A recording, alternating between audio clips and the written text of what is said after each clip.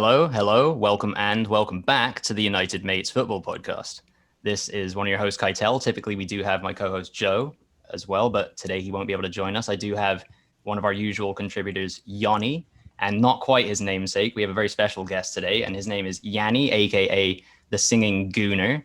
Yanni is known on Instagram and YouTube for his kind of renditions of popular current and famous songs, but he puts a bit of like Arsenal lyrics and content in there, a bit of a twist, and you can kind of feel that the angst of supporting Arsenal in his lyrics sometimes, and the agony and the ecstasy all sort of comes out. So Yanni, aka the Singing Gooner, welcome to the United Mates Football Podcast. It's a pleasure to have you joining us. How are you doing today? Doing very well. I'd be a little bit better if we could have sealed the win in that Benfica game, but I'm sure we'll get to that later. But no, feeling good. Thank you very much for having me. Yeah, absolutely. Absolute pleasure to have you. As Yanni referenced, we're going to be chatting about the game that just happened between Arsenal and Benfica, the first leg of the round of 32 games, which took place. It was an away game, although not in Portugal. It happened in Italy. Exactly. Yeah. Yanni with the air quotes there. But Yanni, let me pass it off to you. How have you been? I've been good. Thanks, Kai. I've been busy with work a lot recently throughout January, but I'm very, very glad to be back. Now, Yanni, you may or may not know, but usually we start off with a bit of an icebreaker for our guests, a bit of a game. Now, the very shirt you're wearing now is also the shirt that you wear in all of your videos. I believe it's from the 2012 to 2014, that golden era of Arsenal Football Club. Now, wearing the same shirt every time might be a kind of a lucky mascot kind of thing, or it might just be your favorite shirt. But in the theme of repetition, if there's one day from your experience as an Arsenal fan that you'd love to live through again, what would it be? Probably my first ever match day experience. I was a very starry-eyed university student here in England for the first time. It was all very, oh my God, I can't believe I'm here. I'm seeing this team that I have, been supporting since I was a kid, and just everything, getting on the tube, seeing Arsenal, getting a Holloway Road, the whole thing, seeing, live these guys in the flesh, seeing the quality, seeing the players, the crowd, the atmosphere, everything about that day. It was really something. I'll never forget it.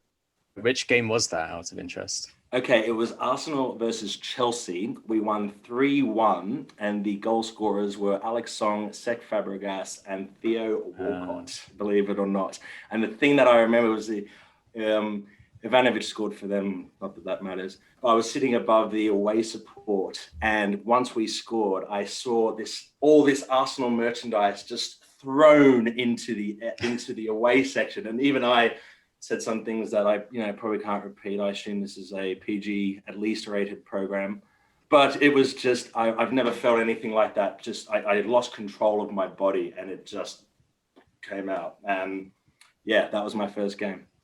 Yeah, I remember that game well. I think it might have been a game that sent us top of the league that season, when we always seemed to have half a year where we were title contenders and then half a year of battling for fourth.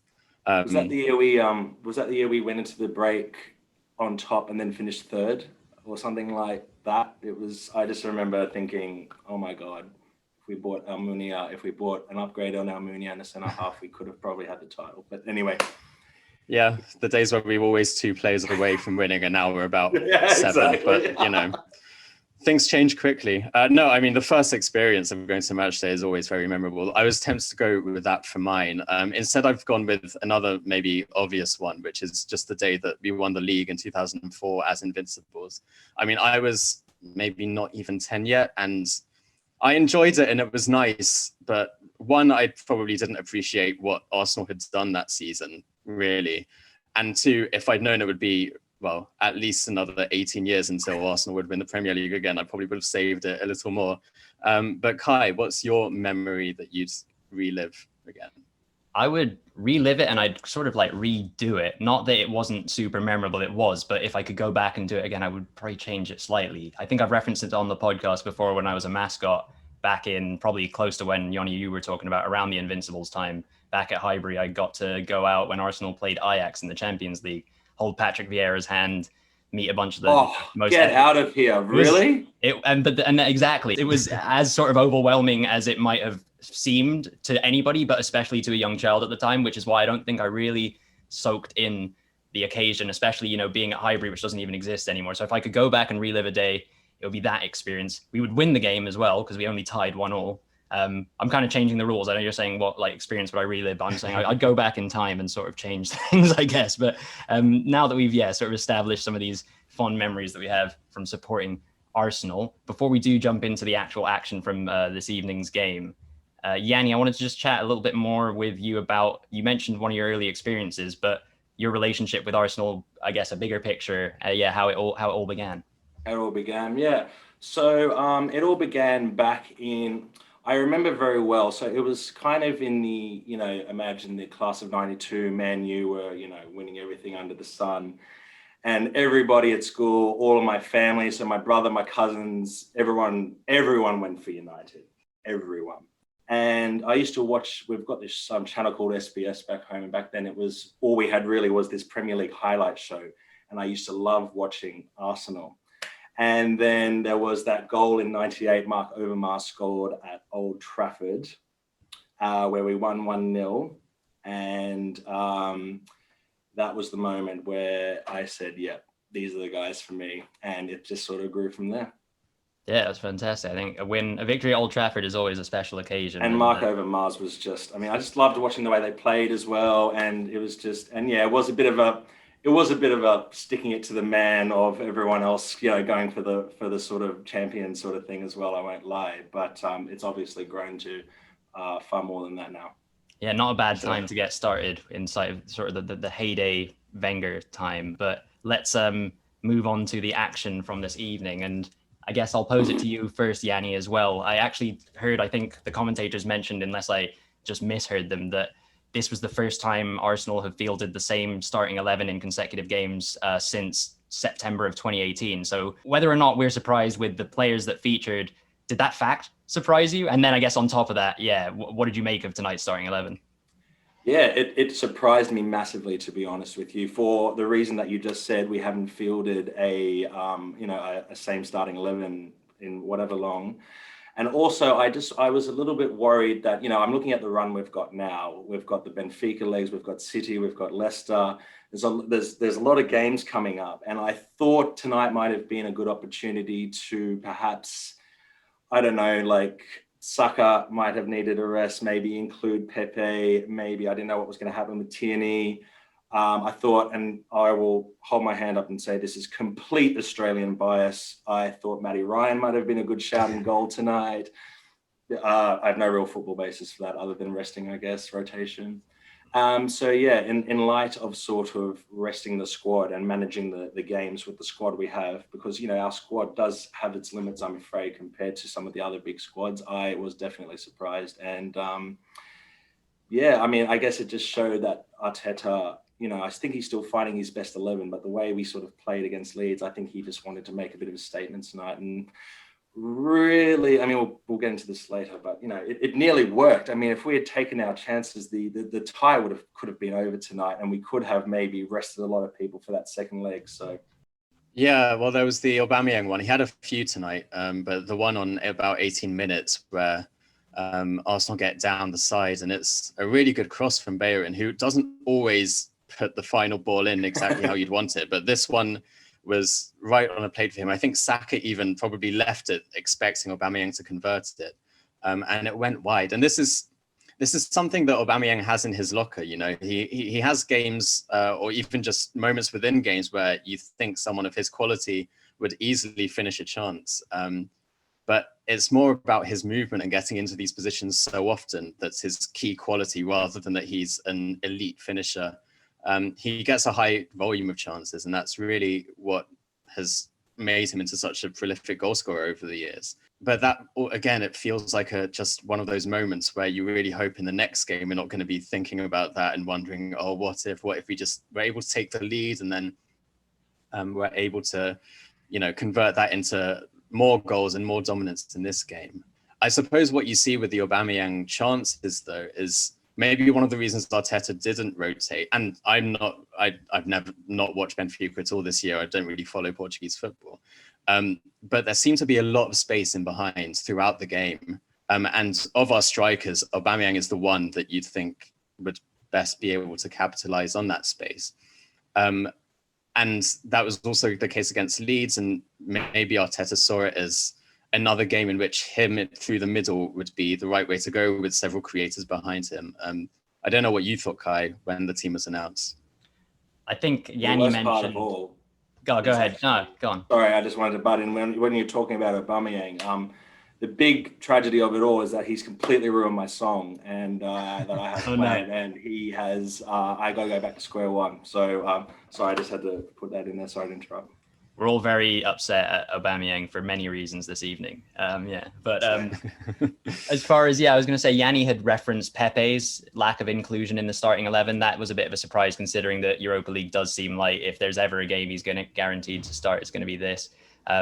So that was a bit of a surprise. I guess Tierney ended up coming on later, which we may or may not get to, wasn't too significant. But again, you figure he wasn't fully fit maybe. So that was just giving him some minutes towards the end. Otherwise, not too massively surprised, although it was a strong side. And on that note, the result in the end might even seem a bit more disappointing. But the first half kind of ebbed and flowed a little bit. It was a bit of a tactical stalemate. Yanni mentioned a lot of space in behind.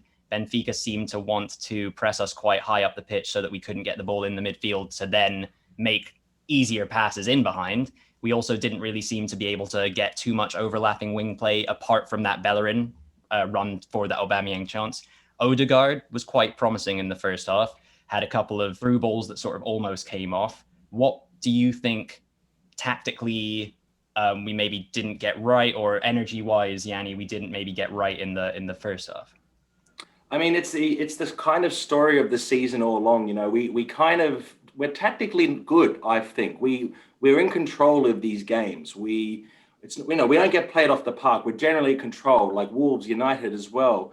It's just the story of the season. I have said a couple is it's brain farts and killer instinct. You know, we will inevitably do a mistake that puts us on the back foot or something like that. And the other thing is, we just don't have that. We don't have killers in our team. You know what I mean? When the moments arrive, when the moment comes, we don't take it. We don't take those games by the scruff of the neck. And I think that's what's really missing from this team at the moment. So, I mean, tactically, I think Arteta is, whereas he sort of, and they touched on it in the post-match, where they sort of he used to change formations a lot. But I think he's pretty set now that this is the way we're going to play. And it's up to everyone to sort of get in on that. And I think that you do see evidence of that. But also, I think once we see the best of Odegaard, I mean, I really liked what I saw tonight. And, there's something about that 10 role. We've given him the keys, but he has to learn how to drive the car. You know what I mean? He has to learn what everyone does.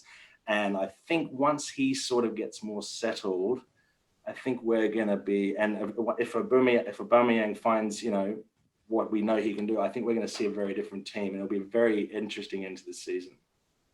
Definitely. Hopefully they can build that chemistry, because it's been very promising in the little we've seen so far. As you said, the first half ended in a stalemate. It sort of fizzled out. It felt like Benfica grew into the first half a little bit. But the second half actually started quite well. Saka had a chance, which he just dragged wide. And then, of course, we get onto the penalty incident. Now, Kai, I don't know if in the States they showed any replays of what happened, or if anything, there was any indication that it went to VAR. But without wanting to drag this too much into a debate about referees, what did you make of the penalty decision and how it affected the rest of the game? I can only assume that my illegal stream was coming from England, so I probably got the exact same replays that you did. But like you said, they sort of showed maybe one replay from an angle that was very inconclusive, didn't necessarily show another replay. I haven't seen post-match highlights to sort of have another opinion on it, but I think whenever a ball's hit from that close, it is a bit harsh, realistically. So, have there been crazier handballs given that should never have been penalties? Yes. If this had been an Arsenal player kicking it into a Benfica player, maybe I would have wanted a penalty as well. So it is what it is. Shame for Smith Rowe, of all people, kind of as well. Might as well move on to the equaliser because it didn't take long. Yanni, what were your initial thoughts when we go 1-0 down, especially given that it was potentially a controversial moment and, just sort of a random one-off penalty? But then beyond that, how proud/impressed were you of the reaction? Yeah.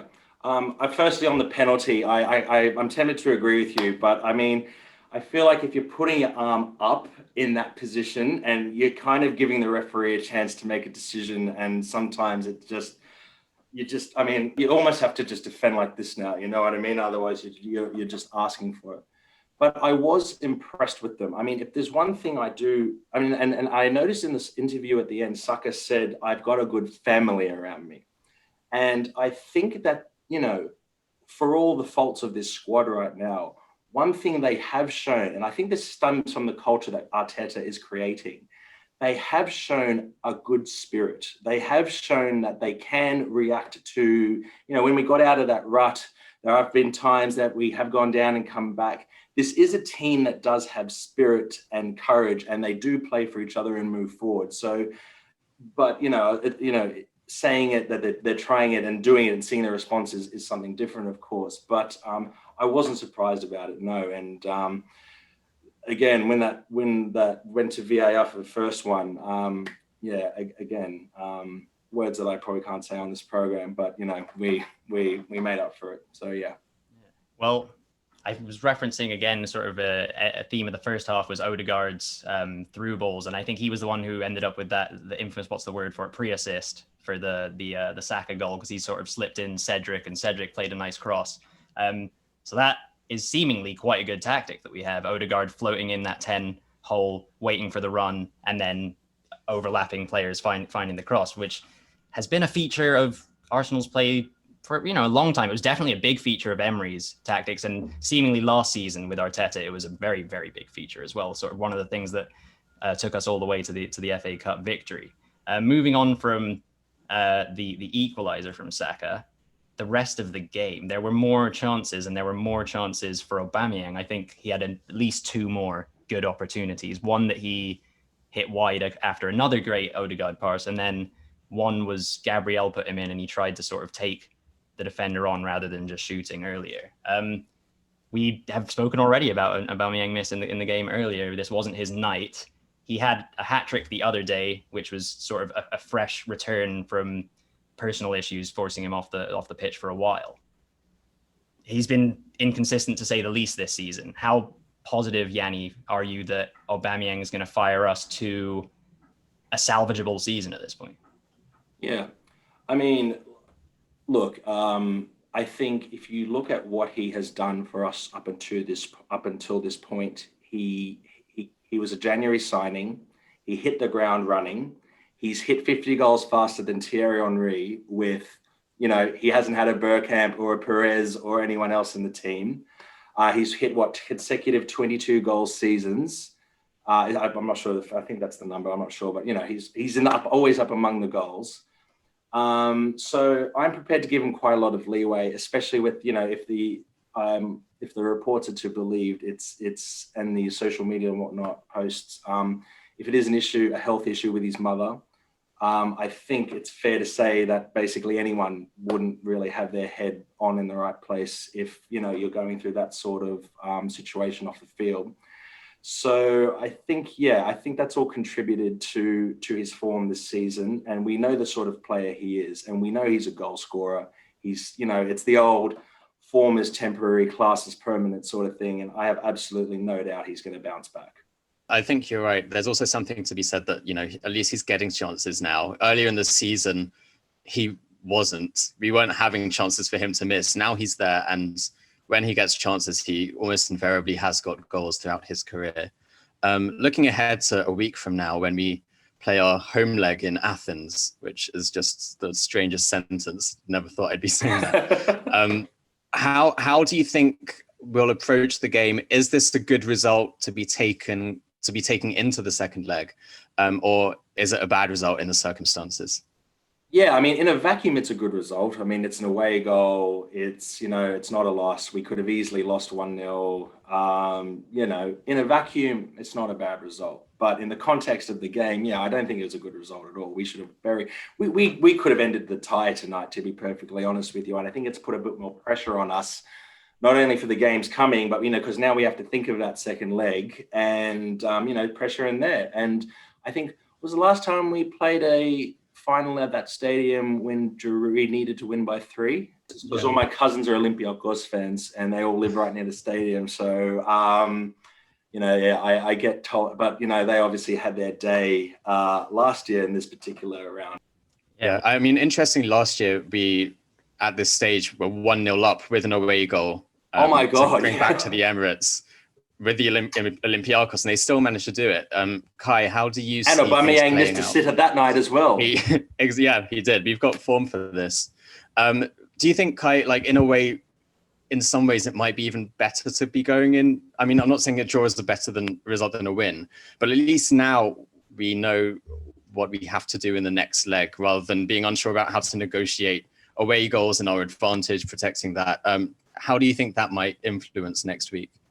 Yeah, I mean, we definitely can't rest on our laurels. We can't sort of go into it with any complacency. I remember beyond the Aubameyang miss, he managed to score a bicycle kick, which was obviously like the most difficult chance you could possibly score, and then proceed to miss from like a yard out, which gave me PTSD of that Van Persie miss against AC Milan from all those years ago, when again it was just like the best player on the pitch in theory missing the easiest chance you could ever ask for. It was Van Persie. Yanni, do you remember that against? Okay.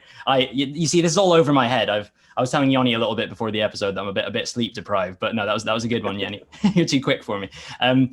So that's to an extent that is sort of all she wrote about this evening's fixture. Like obviously the next leg's coming up, and we do have some big games in the Premier League as well, as we've already mentioned. But we'll maybe tie that up in a bit of a bow for now. But we do want to focus still, Yanni, on some of the content that you produce and how that interacts with Arsenal. So I do believe you've got something prepared for us, perhaps, that you might. Yeah, I do. In the light of what's happened tonight, it's yeah, you'll see. But I do have something. So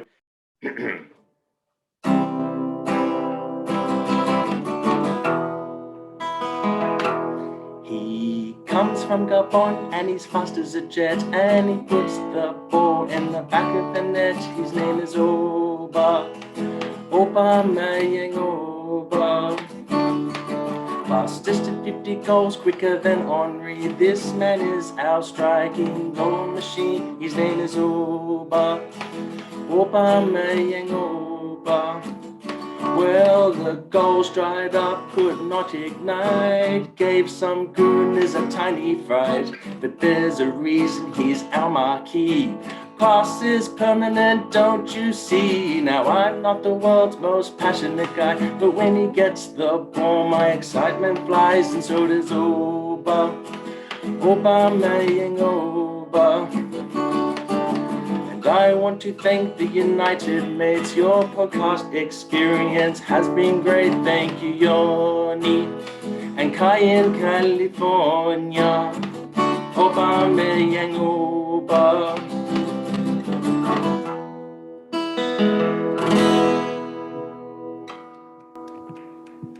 Thank you very much. Thank you. Yeah. That was great. That obviously would have been much better if he didn't have a stinker tonight, but there you go. Welcome to the world of live football songwriting.